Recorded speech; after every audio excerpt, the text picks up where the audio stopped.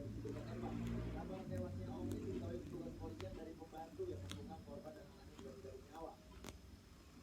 Jadi senjata api di dekat over pun masih ditinggal oleh Om saat ditemukan tewas.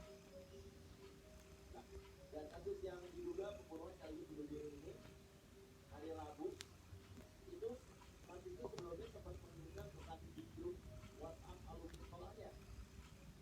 Nah, sebelum tewas. Nah, dibilangnya katanya pesannya adalah maafkan aku teman-teman, kenanglah kebaikanku, jangan membicarakan kejelekanku, jalan kalian masih panjang.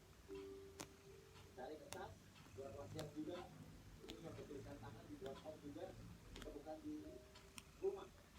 Tertulis jika Om mengeluh kepada dua anjing peliharaannya yang juga ditemukan mati di dalam bak rumah. Itu juga mati. Aku sudah sangat lelah. Maafkan aku.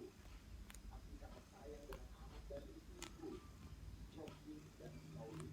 Aku tidak sanggup menjaga mereka di dunia ini. Sampai anak dunia pun masih terbunuh. Kita lihat dulu video berikut ini.